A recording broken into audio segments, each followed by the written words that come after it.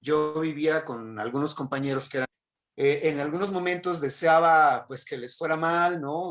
Me hubiera gustado en tener poderes para poder limitar el daño que yo sentía que me estaban ocasionando.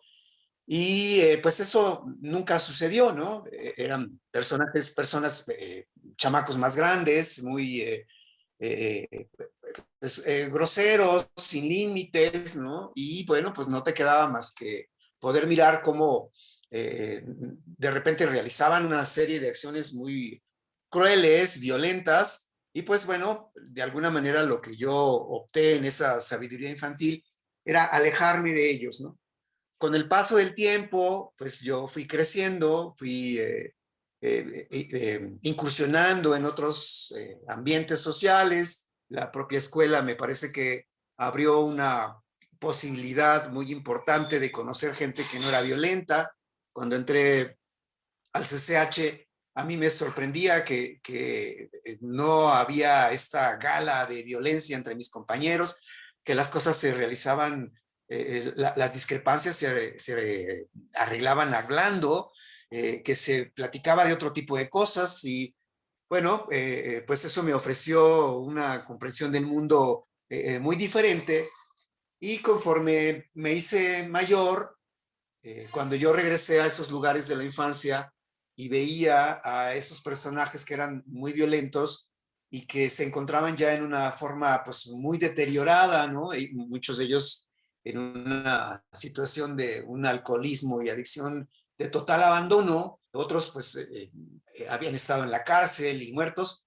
Eh, yo curiosamente contra lo que uno espera, pues no me sentí bien, no me sentía alegre de ver a aquellas personas que habían sido en algún momento crueles conmigo, no me sentía feliz, ¿no? Digo, sentí que algo no estaba bien y al contrario, empecé a sentir una compasión y una tristeza muy profunda por esos personajes, ¿no? Que habían estado en la cárcel, que habían estado muertos.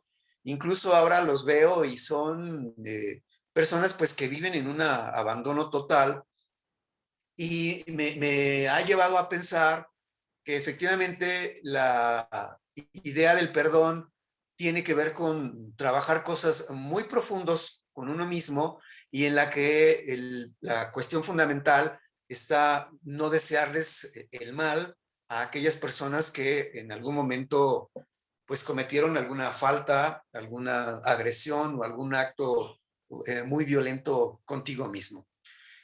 Voy a hablarles un poquito de lo que es la mitología griega, ¿no? En términos de lo que implicaría poder comprender esto que sucede con el perdón, ¿no? Recordemos que los dioses, el panteón griego, es una representación de lo que son todas las pasiones, las emociones humanas y que no las podemos entender como personas, como algunos han querido de pensar que Zeus es el dios, el hombre, el dios del rayo y que es representado como una persona, sino más bien tenemos que entenderlo como la ira desenfrenada que de repente cuando crece tanto, pues puede llegar a dominar y a controlar y a provocar un tremendo miedo, que cada uno de estos dioses pues viene a representar ese tipo de cosas, ¿no?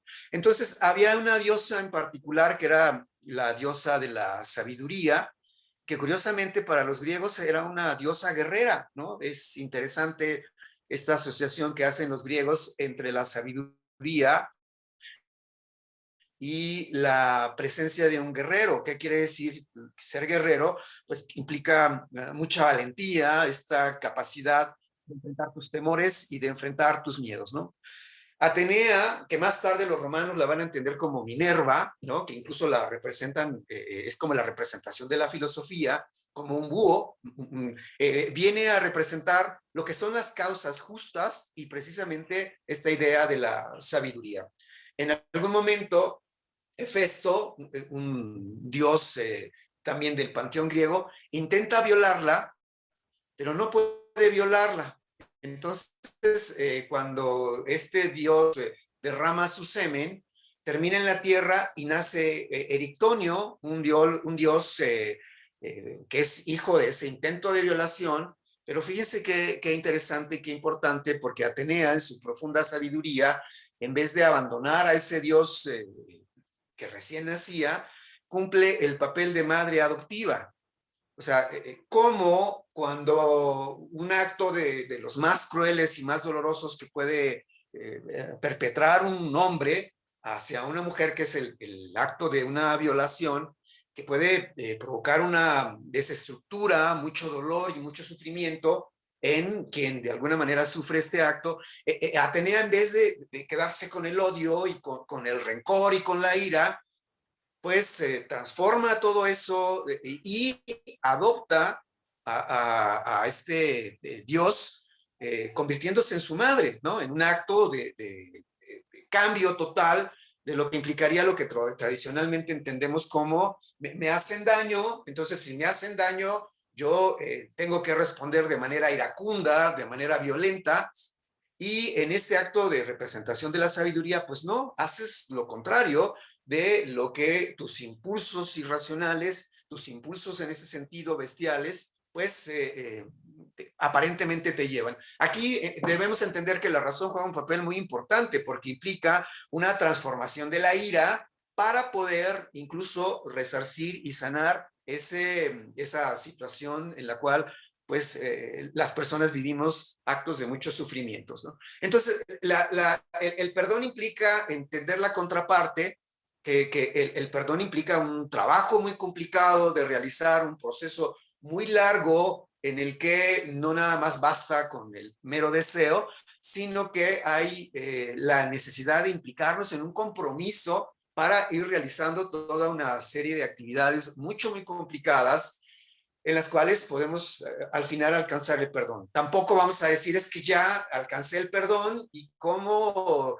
acto de magia, pues uno aparentemente está sano. No, tenemos que entender que este es un proceso que tiene intermitente, ¿no? A veces yo me voy a sentir bien, hay momentos en los que incluso por muchos años me puedo sentir muy bien, pero algo vuelve a detonar esos recuerdos, esas pasiones, y otra vez vuelve a surgir ese sentimiento de ira, ese sentimiento de temor, de valía, de vulnerabilidad que podemos sentir ante un acto en el que nosotros lo hemos interpretado como una situación de injusticia.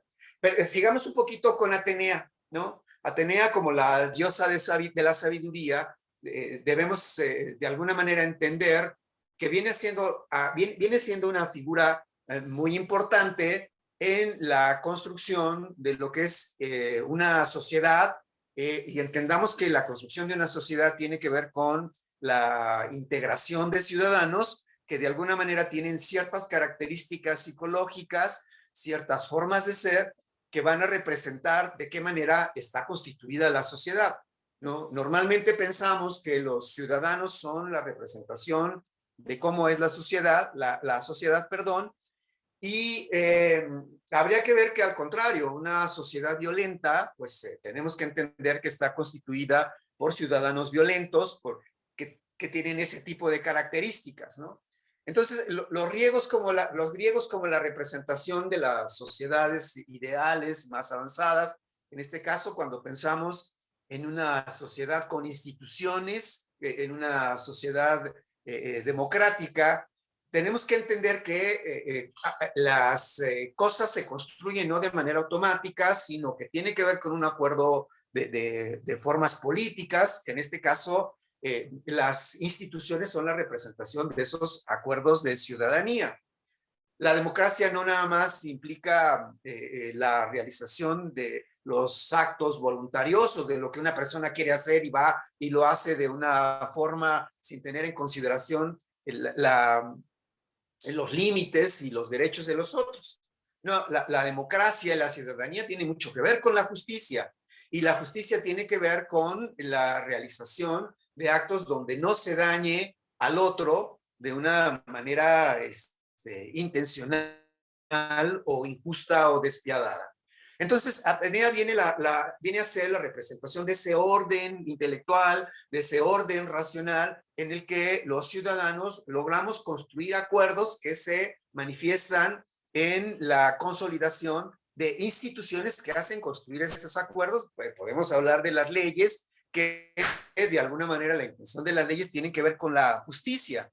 Si no hay leyes, y no entendamos la ley solo en su carácter jurídico que nos fuerza a realizar un acto de manera punitiva, sino que tiene que ver con la transformación de nuestra estructura mental, de lo que nosotros tendríamos que entender, de la necesidad del respeto a los otros, más allá del castigo y de las cuestiones punitivas. Es decir, yo tengo que entender que no le tengo que hacer daño al otro, no solo porque me castiguen o porque me obligue una ley, sino porque es una convención que me hace bien a mí, que me convierte en mejor persona y que de alguna manera permite la mejor realización de la convivencia posible donde estemos juntos todos los ciudadanos.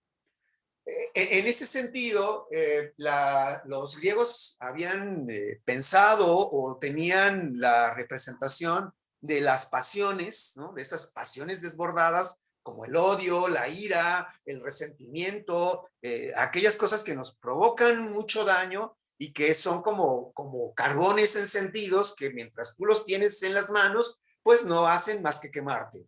Entonces, esos sentimientos, esas emociones, esos pensamientos irracionales de odio, lo único que hacen es dañarnos, ¿no? Entonces, cuando damos salida de manera espontánea, de manera natural y racional a esos sentimientos, pues en realidad, curiosamente, no hay sanación.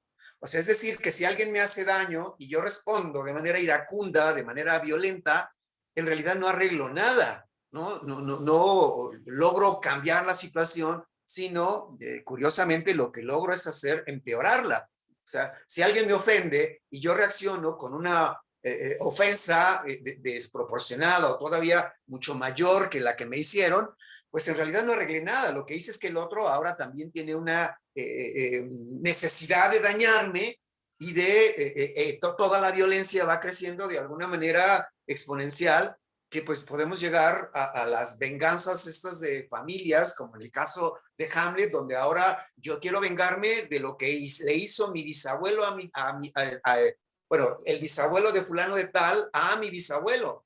Y entonces heredamos esas violencias porque no logramos poner un límite, porque no logramos entender de forma racional eso que está sucediendo.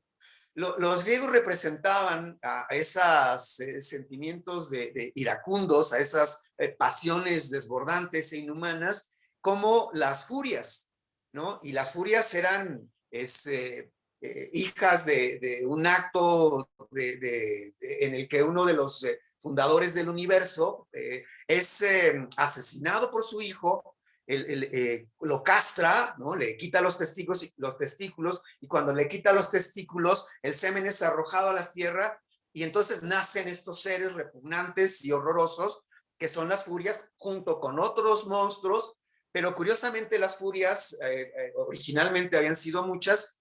Al final los griegos solo terminan representándolas en 3 mujeres horrorosas, que tenían, dependiendo de quiénes habían sido los autores que hablaban de ellas, pero que podemos imaginarlas o estaban representados como mujeres, ¿no? Con características demoníacas, con alas de murciélago, ni siquiera podían llegar a gorgonas, que estaban negras, o sea, un color negro, ¿no? Representando a toda la oscuridad, que tenían unos ojos donde escurrían un líquido espantoso, ¿no? No sabemos, un líquido rojo, horroroso, y que cuando hablaban, su manera de hablar o los sonidos que emitían de la garganta eran estruendosos y horrorosos y provocaban pues que la gente se aterrara, ¿no? La vestimenta era completamente inadecuada para las personas civilizadas.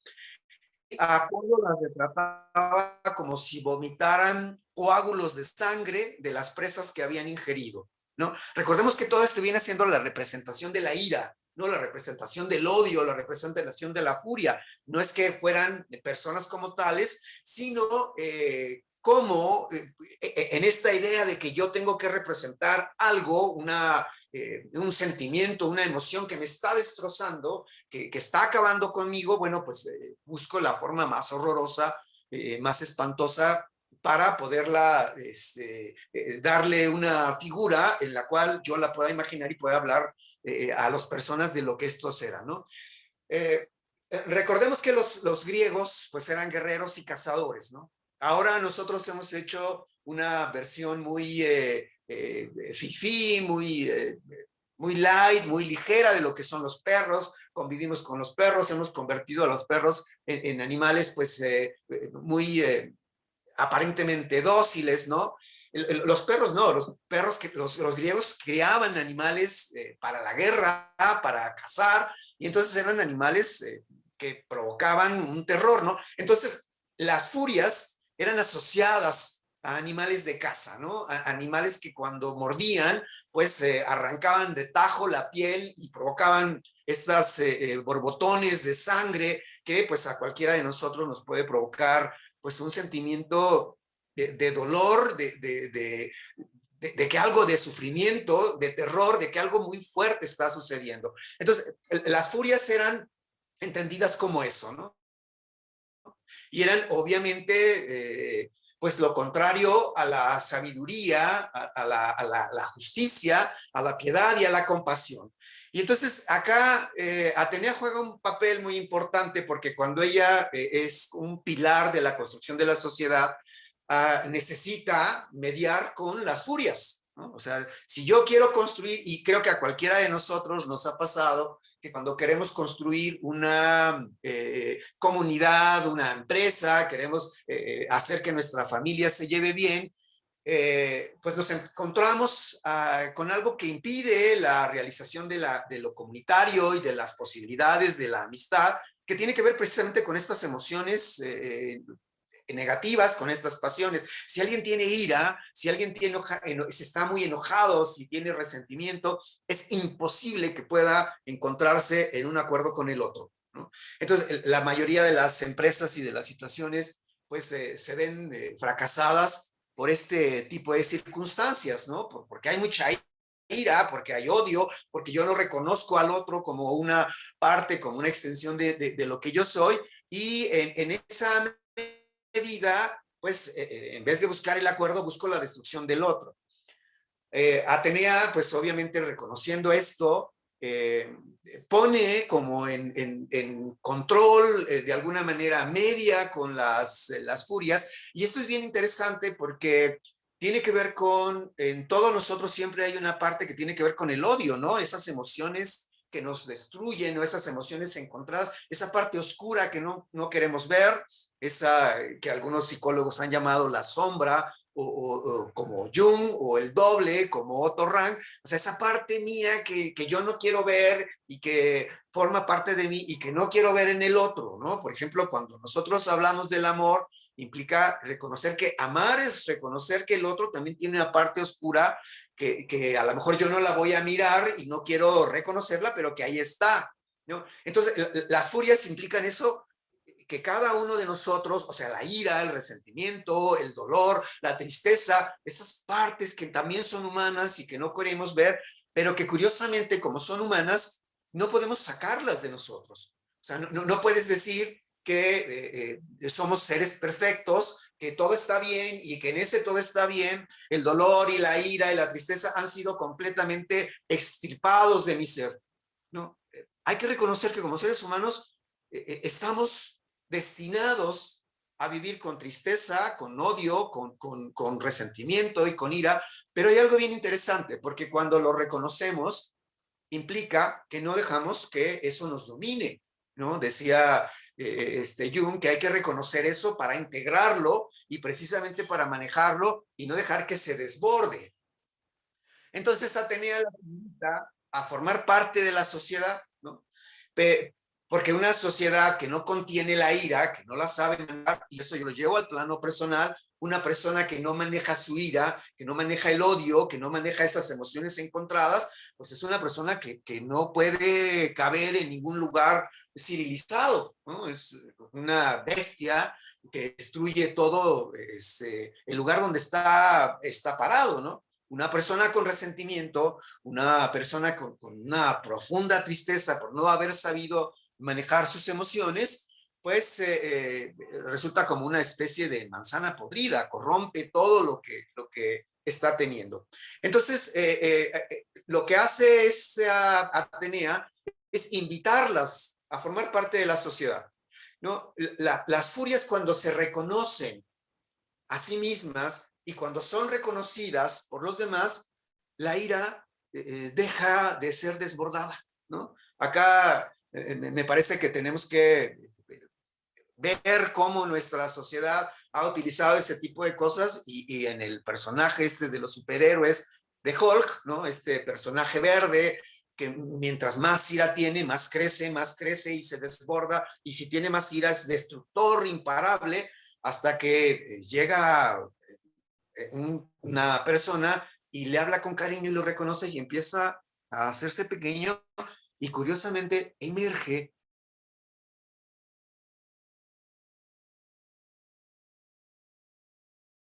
y nos vemos, nos reconocemos como somos, ¿no? O sea, es decir, yo tengo un resentimiento y un enojo para tal persona y en vez de dejar crecer ese enojo, lo empiezo a integrar a mí mismo, pues obviamente empiezo a trabajar en un proceso de transformación, de conocimiento, de autoconocimiento y de amor propio que me hace de alguna manera poco a poco sentirme mejor.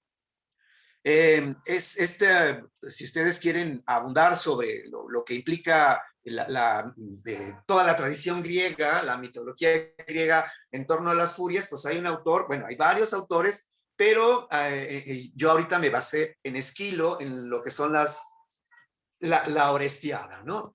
Y entonces vamos a pensar en cómo el perdón viene a ser un trabajo muy importante que se debe hacer en el trabajo psicológico para empezar a conocerme a mí mismo y para dejar de lado todas esas inclinaciones nefastas que de alguna manera me destruyen.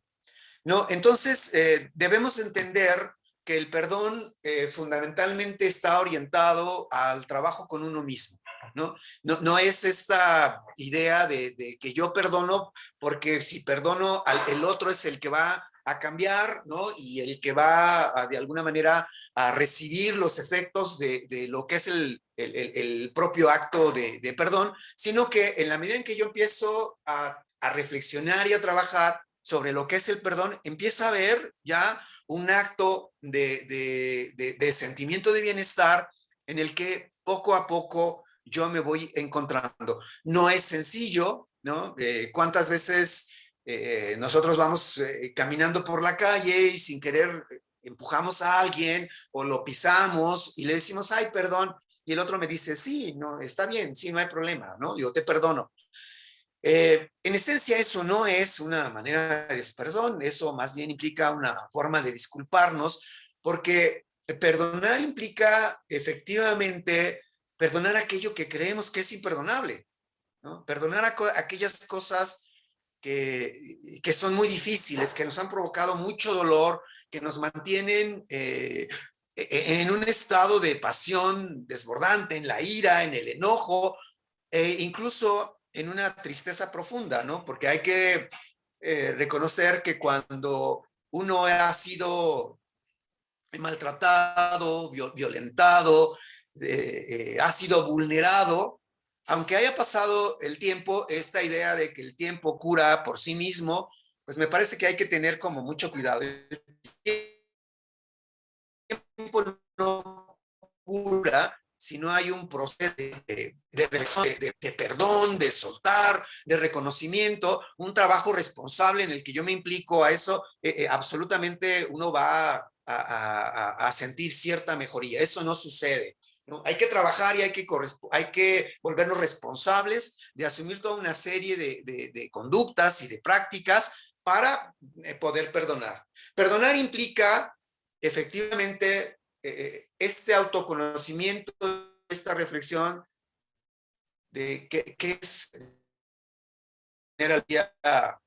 aquello que me hizo, me tiene incluso en ciertas características de personalidad que yo tengo, porque cuando fui pequeño fui vulnerado, fui maltratado, fui abandonado, mis padres se fueron, la violación es un acto que es muy difícil de trabajar y que solo es posible de lograr la sanación a través del perdón, ¿no? Cosas que son muy dolorosas, ¿no? Que obviamente recordarlas, pues simplemente es como volverlas a vivir y es reconocer que hay algo todavía en nosotros que no se puede trabajar. No se puede dejar como si nada, que implica efectivamente un proceso como si volvieran a abrir la llaga, ¿no? La idea esta de que el tiempo lo cura todo, pues me parece que nos ha hecho mucho daño porque muchos de nosotros cuando hemos sido vulnerados, lo que hacemos es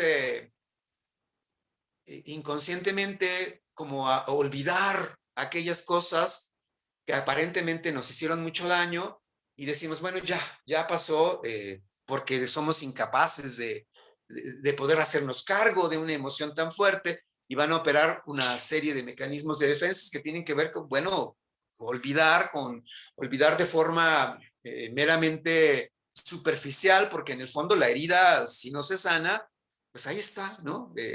Sangrando, está provocando un dolor intenso muy fuerte, pero que está recubierta de forma muy superficial. ¿Cuál es el proceso en el que aquellos traumas, como le llaman muchos psicólogos, que son golpes, que son maneras de quebrantar el espíritu, de quebrantar la vida, implican una sanación? Efectivamente, solo son posibles de curar a través del perdón, ¿no? Y implica toda una serie de situaciones, un trabajo realmente muy complicado, muy difícil, en el que la mayoría de las personas no saben cómo realizarlo, y entonces como no saben cómo realizarlo, pues vivimos, echamos eso aparentemente en el baúl de los recuerdos, como si eso solo fuera algo pues que hay que dejar atrás.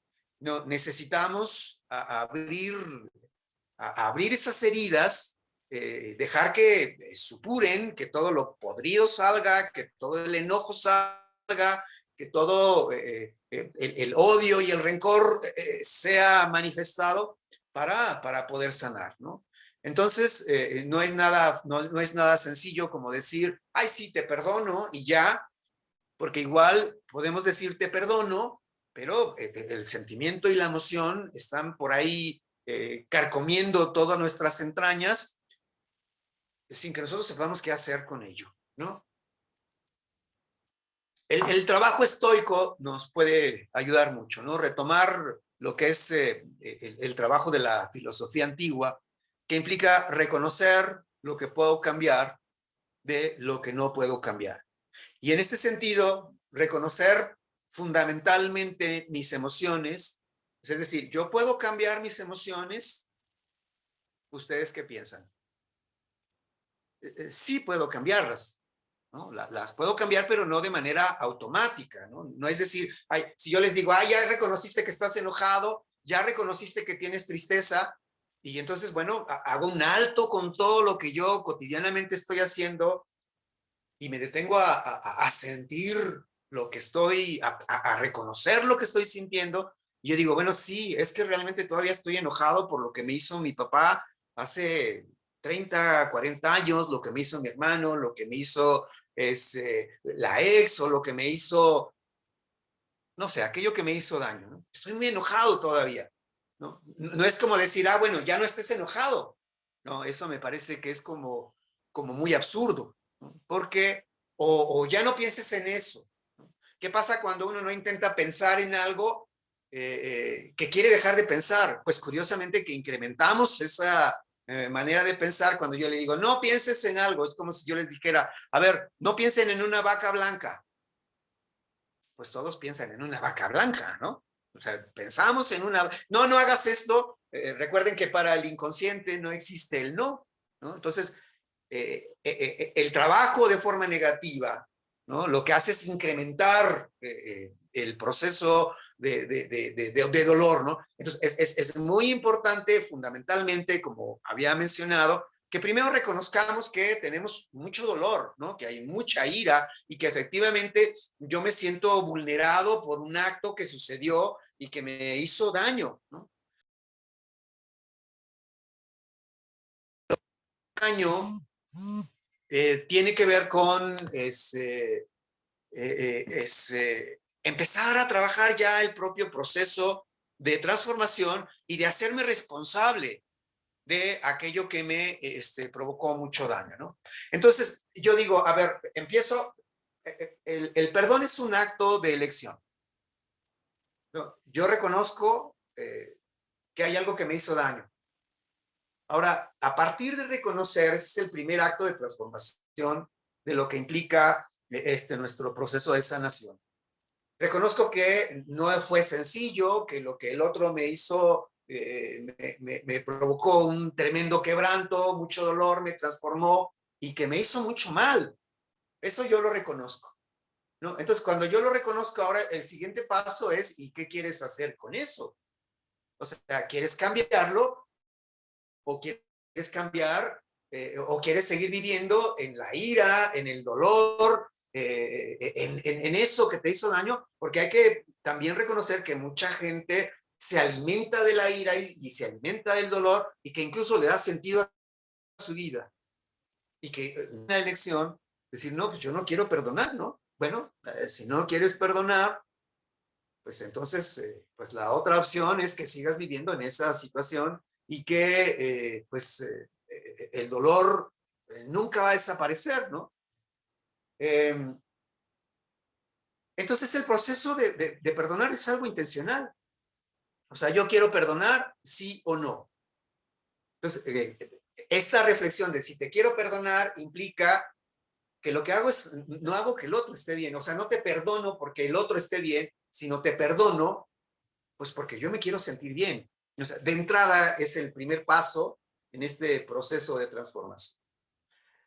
Habrá mucha gente que incluso dice, sí, yo quiero perdonar, pero todavía no puedo, ¿no? Yo no puedo, no me hables de perdón porque todavía el dolor que estoy sintiendo es tan grande que yo no puedo perdonarlo, ¿no?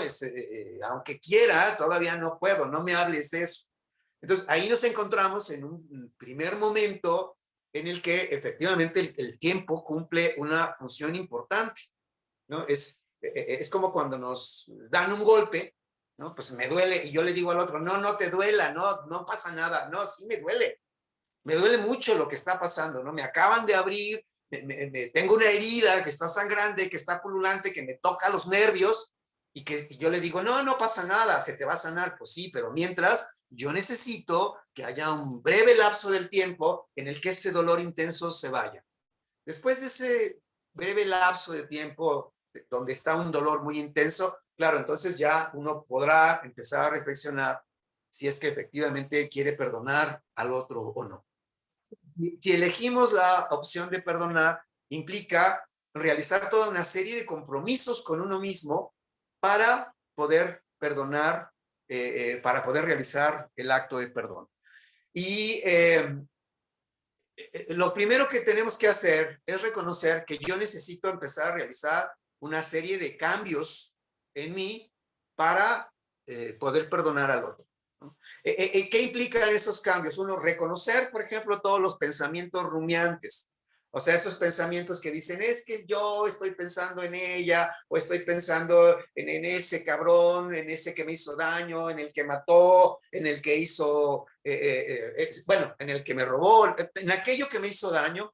Yo tengo que reconocer las veces que pienso en eso y no luchar contra el propio pensamiento, sino trabajar en cambiar los pensamientos de deseo o de mal hacia el otro por un deseo de sanación y de desearle el bien al otro. Esto nos va a costar como mucho trabajo. O sea, ¿cómo me pides que yo le desee el bien al otro cuando el otro es el que me hizo daño? Bueno, acá tenemos que trabajar un proceso de muy racional y reflexivo en el que no es porque el otro esté bien, o sea, no va dirigido hacia el otro, sino va dirigido hacia ti mismo, ¿no? Empieza por realizar ese tipo de cambios, y eso sí es algo intencional, es algo que uno puede manejar cotidianamente. Yo estoy pensando en el que me hizo daño, en el que deseo que se muera y que incluso estoy hasta rezando, voy con la curandera para que construya el muñequito vudú y le clave las agujas. Mientras yo esté pensando y realizando todo ese tipo de actividades, yo voy a seguir enganchado con el odio, enganchado con el dolor, y pues nunca va a suceder este proceso de sanación. No, me está haciendo mucho daño, ¿no? Y me acuerdo de esa persona. Entonces, esto sí lo puedo hacer de forma voluntaria, puedo empezar a desearle que le vaya bien, ¿no? Yo deseo que le vaya bien, incluso no solo por él, sino por todas las personas a las que puede estar dañando. Y entonces eso, de alguna manera, no lo vamos a lograr en los primeros intentos, pero conforme vamos practicando, cada vez yo voy teniendo mayor conciencia, mayor claridad de esos pensamientos que me hacen daño, e inmediatamente los cambio. Los cambio por un deseo de que al otro le vaya bien y lo fuerzo, ¿no? Recordemos que decía un psicólogo ruso, un psicólogo soviético de principios del año pasado, decía, la conciencia es diálogo con uno mismo, ¿no? ¿Qué implica el dialogar con uno mismo? El que yo en realidad platico y me hablo con uno mismo, y acá hay algo bien importante, porque tomamos conciencia de qué es lo que nos estamos diciendo.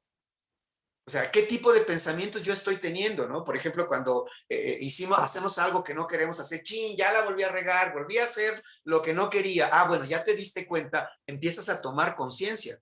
Y sucede lo mismo con estos pensamientos rumiantes, estos pensamientos, estos logismoi, decían los griegos, pensamientos que nos hacen mucho daño, donde viene, ya te acordás, y entonces te dijo, y te hizo, y te dañó, y se desborda otra vez el odio y la ira. Entonces, antes de que empiecen a crecer, decimos de manera casi ritual, yo te perdono, te deseo el bien, ¿no? Yo te perdono, te deseo el bien, y cada vez vamos haciendo que esas cosas se vayan haciendo chiquitos hasta que vamos creando una fuerza, una inercia para que en cuanto empiezan a venir esos pensamientos, pues yo los pongo en calma y no los niego, pero los cambio por un deseo de que al otro le vaya muy bien, ¿no? Entonces, digamos que en esencia, esos son como el principio de lo que implicaría el perdonar. Recordemos que el perdón no incluye toda una serie de cosas que, como la mayoría de las palabras importantes en el ser humano, han sido completamente tergiversadas o malinterpretadas, ¿no? Por ejemplo, cuando yo perdono, no implica que siga permitiendo que el otro realice las conductas que me provocan daño, ¿no? Si nosotros por ahí buscamos en internet las cartas de las mujeres que perdonaban a sus perpetradores, a sus maltratadores, ¿no? Vemos cómo el victimario les escribe diciéndoles, ay, mi amor, perdóname, no te voy a volver a hacer daño. Y ellas le dicen, ay, sí, sí te perdono, está bien, me quieres mucho, ¿no? ¿No? Y entonces, en esta idea mal entendida del perdón, pues viene una aceptación incluso del daño, no solo de la misma manera, sino sobredimensionado y pues más fuerte, ¿no? La mayoría de estas personas que perdonan sin hacer verdaderamente un cambio esencial, pues lo que provocan es que se meten en un círculo vicioso donde ahora el otro sabe que si te maltrata, finge pedir perdón o que dice que te quiere y entonces le digo que sí, que no hay problema y pues ahora vienen los golpes, muchas de ellas terminan muertas, ¿no? Entonces, perdonar no implica eso, no implica debilidad, no, al contrario, implica una fortaleza muy grande, solo quien es fuerte, quien es valiente, pues es capaz de perdonar, pero implica poner un alto contra el que me está dañando, ¿no? Que de repente yo estoy siendo víctima de chantajes de mis hijos donde vienen y me dicen, ay papá, necesito dinero, sí, pero ya no te lo puedo dar, ay por favor dámela, entonces lo doy y sé que ese dinero va y bueno, lo hacen mal gasto o lo que sea, o yo no lo tengo y lo sigo permitiendo, pues la conducta del daño va creciendo. Acá es muy importante entender que el perdón implica un alto con la conducta del maltrato, ¿no? La conducta que nos hace daño. Perdonarte no es permitir incluso que lo que haces lo sigas haciendo. Eh, Esto al contrario, ¿no? Me da a mí la toma de conciencia, me permite reconocer cómo perdonar me hace más fuerte, me hace tomar conciencia para poder parar ese acto de injusticia o ese acto de aprovechamiento del otro de una manera completamente cruel e innecesario, ¿no? Entonces, yo reconozco que la gente está usando de mí, ¿no? Entonces necesito ponerme valiente, ¿no? Necesito reconocer que el otro lo está haciendo porque yo lo estoy permitiendo y cambiarlo. Ahí vamos generando una situación en la que yo cambio, no estoy pidiendo que el otro cambie. O sea, no lo perdono para que el otro no lo vuelva a hacer, sino porque yo no me lo voy a permitir. O sea, yo te perdono, pero no implica ponerte en la posesión de vulnerabilidad o de víctima en la que mucha gente se coloca. Algunos autores hablan de empatías, es decir, yo tengo que ser empático con el agresor para poder entender y para poder perdonarlo. Yo a mí me parece que eso implica una situación muy complicada porque cuando yo quiero entender por qué el otro hizo lo que hizo, empiezo a permitir que esos pensamientos rumiantes, esos pensamientos que me hacen mucho daño empiezan a crecer, ¿no? Yo digo, lo que el otro lo hizo, quién sabe cuáles fueron sus motivos, y a mí no me es accesible entender por qué el otro lo hizo, pero lo que puedo trabajar es parar ese tipo de cosas. No necesito entender por qué el otro hizo lo que hizo, no necesito incluso ni siquiera tener empatía con el agresor para poder perdonarlo.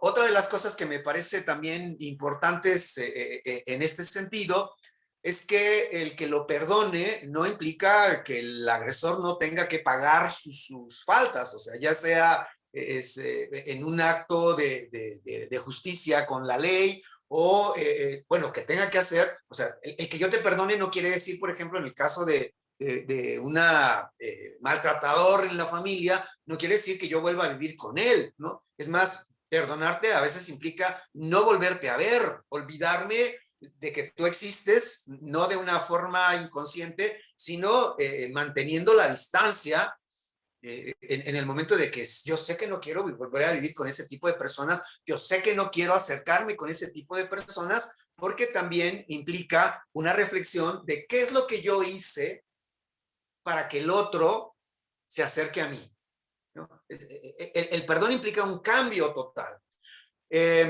Entonces, me parece que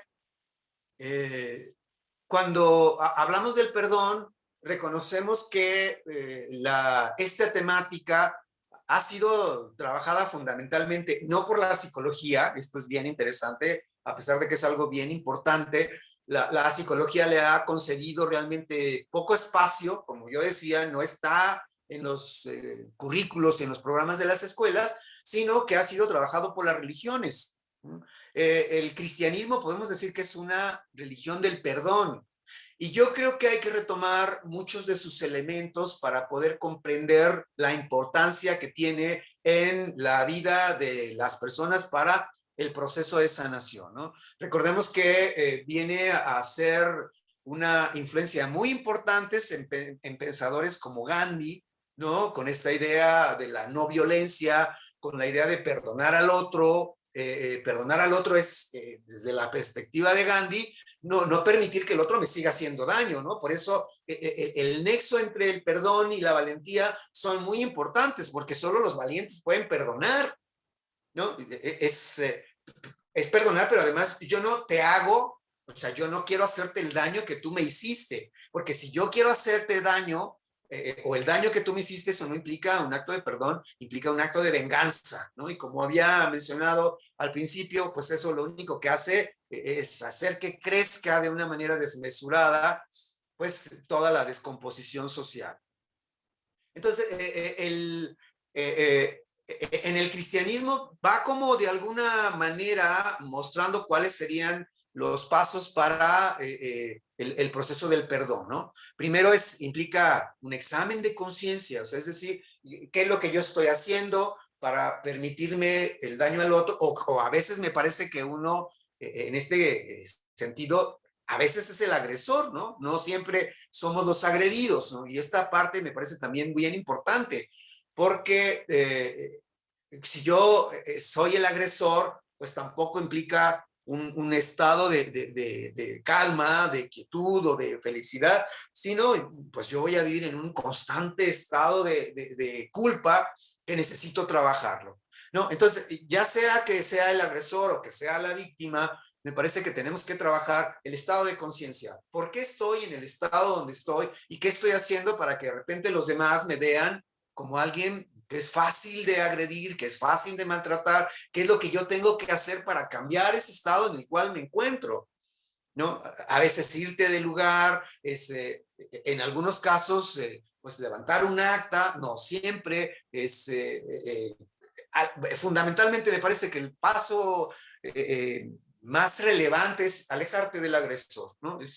Perdonar no implica que vivas con él, sino alejarte del agresor. Eso es a partir de la toma de conciencia, o sea, ¿por qué yo sigo siendo maltratado o por qué no puedo perdonarte? Bueno, pues porque el otro me sigue maltratando, ¿no? O sea, ¿cómo te voy a perdonar si el otro en primera no pide perdón y en segunda yo estoy viviendo con él?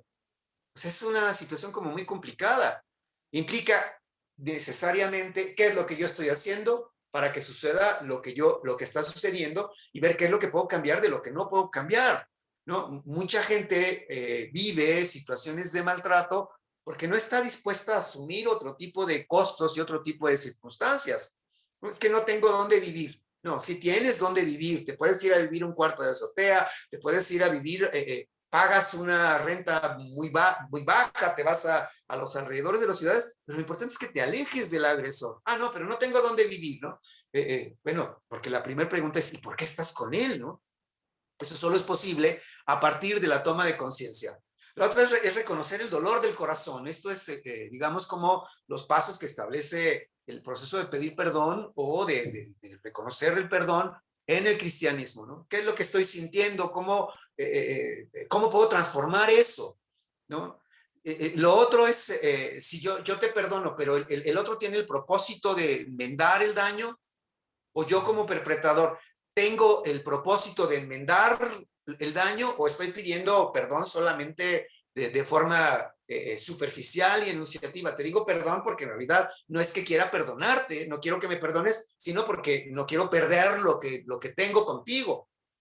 Y eso es algo muy usual, muy recurrente, que nos permite entender lo que es el perdón del verdadero, el perdón como algo superficial del verdadero perdón. O sea, de verdad quiero cambiar. Recordemos que en el cristianismo, o sea, esta idea de que incluso si yo pido perdón, puedo incluso evitar el infierno, ¿no? Pero pedir perdón es reconocer que hice mal, ¿no? Y ese reconocimiento de que hice mal me transforma en una mejor persona porque no soy lo que solía ser antes, como un proceso de muerte y de transformación que te convierte en otra persona. ¿no? Incluso, por ejemplo, recordemos que Jesús perdonaba a los peores criminales, a los asesinos, a los ladrones, cuando pedían perdón de corazón, ¿no? Pero perdón de corazón implica eso, que no lo voy a volver a hacer, porque entiendo el daño que hice al otro, ¿no? Y eso está vinculado con el examen de conciencia, con la toma de conciencia.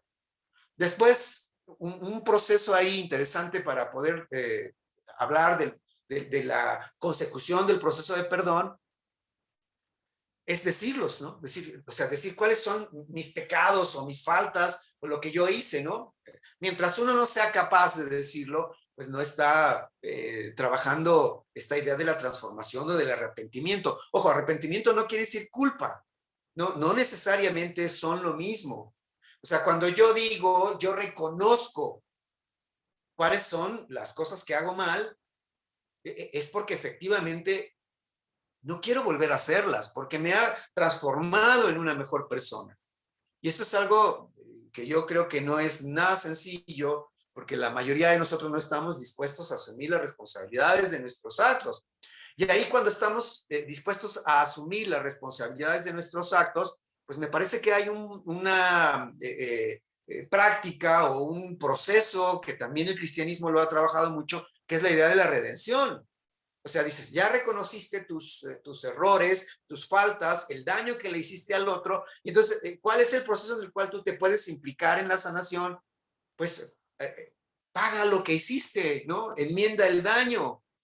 Hay un libro de Fedor Dostoyevsky, de Crimen y Castigo, donde el personaje principal mata a una mujer porque quiere robarla y entonces él después toma conciencia de que pues, es un asesino y acepta su culpa y es lanzado, llevado a Siberia, ¿no? Un proceso de castigo y en ese proceso de redención pues va de alguna manera liberando todo el daño que hizo, va transformándose y reconociendo y se convierte en otra persona, ¿no? Y es cuando encuentra pues el amor verdadero, encuentra esta conciencia cósmica en el encuentro con Dios y con la divinidad y efectivamente se transforma en una mejor persona, ¿no? Eso no quiere decir que no, el pedir perdón no quiere decir, ay, libérame de mis faltas, en el sentido de que ahora no tenga que pagarlas, ¿no? Eh, hay una situación bien importante, ¿no? Porque, por ejemplo, en el trabajo de pedir perdón, cuando estamos trabajando con víctimas de asesinato, familiares de los asesinados, ¿no? Y pues es muy difícil, ¿no? Que perdones al asesino, ¿no? Entonces, acá hay que reconocer que perdonar al asesino no quiere decir que no tenga que pagar su culpa, ¿no? Es decir, si el asesino es condenado o la pena legal que se le confiere es, podemos estar o no de acuerdo con la pena de muerte, es que él vaya a la cárcel, perdón, que sea condenado a muerte, pues yo te perdono, pero eso no te libera de que te liberen de la condena a la que fuiste asesinado, ¿no? Pero es bien interesante porque perdonar incluso al asesino, pues le permite reconocer también liberarse y en esta liberación del otro hay una liberación mutua, ¿no? ¿No? Mucha gente encuentra el sentido en este tipo de prácticas, ¿no?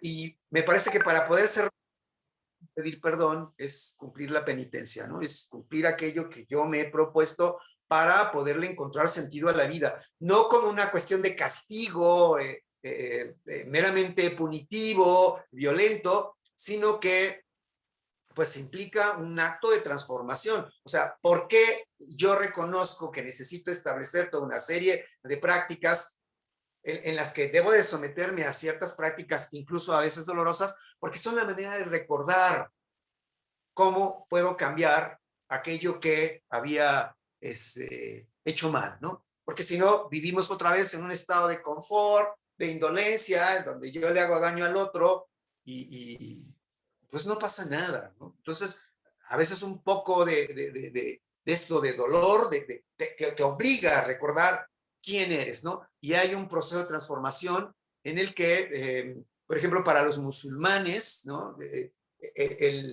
Bueno, la palabra perdón no es como muy usual, ellos no piden perdón porque asumen las responsabilidades de sus actos y si hay alguna falta, pues la aceptan, aceptan el castigo como tal, y ahí literalmente el castigo. Estamos hablando de una manera completamente diferente a la judeocristiana, donde el perdón no es fundamental como en el caso del cristianismo.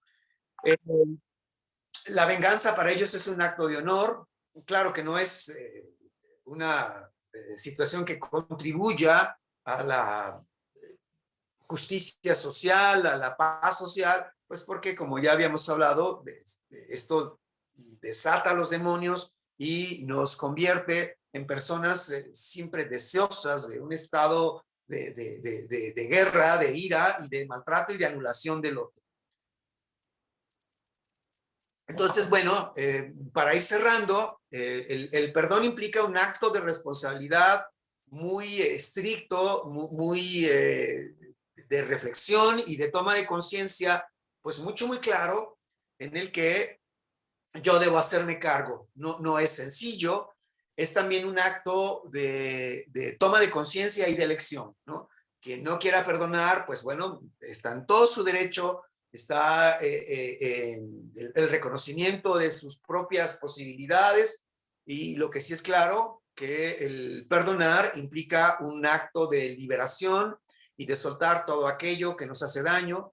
El perdonar implica una acción en la que lo hago por mí, no lo hago por el otro, aunque está preñada de un acto de compasión en la que yo me voy construyendo cada vez en la aceptación de las circunstancias en las que estoy viviendo, y esto pues obviamente me lleva a soltar las expectativas y a vivir como mejor persona.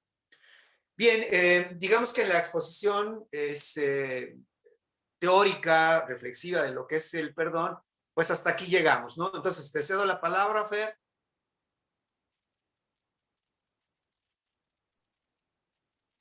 Bien.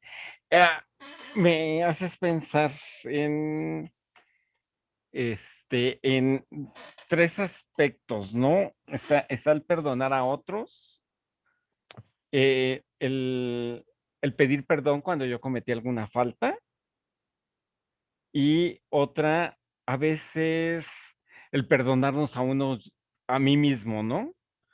O sea, a, a- a veces, nos ponemos unos estándares un poco elevados de las cosas, no los cumplimos y nos empezamos como que a autocastigar, ¿no? O sea, a, a decir es que yo soy un tonto, no sé hacer las cosas, y bueno, a veces tenemos que perdonarnos a nosotros mismos, ¿no?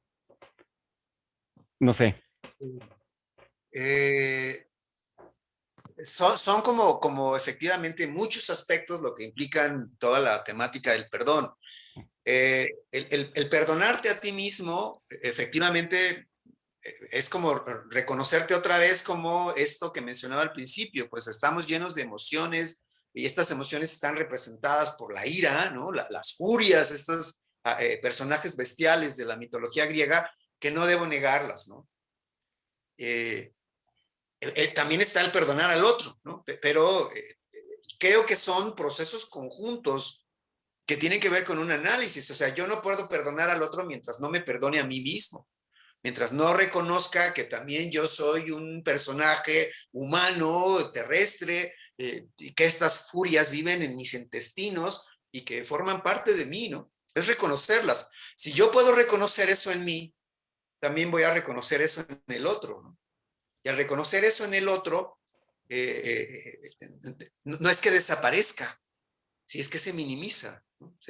Por eso es que pensar en los estados absolutos de conciencia, de felicidad y de amor y de paz y de tranquilidad, pues es como hablar de los grandes gurúes charlatanes, ¿no? Que cuando tú los ves hablan bien bonito, pero cuando ves su vida está llena de mentiras, ¿no? Entonces, o sea, es reconocer esto, reconocer quién soy. Y eso lo ligo con lo que hemos estado hablando de de reconocer que somos seres mortales, ¿no? Que el odio, la ira, la tristeza, las pasiones, la muerte, el dolor, el sufrimiento forman parte de mí, pero que no les otorgo la posibilidad de que dominen mi vida. Cuando eso lo trabajo no solo por el perdón, sino por todos los ámbitos de nuestra vida, me permiten reconocerme como un ser presente en el aquí y en el ahora, actuante, que hace lo mejor que puede hacer.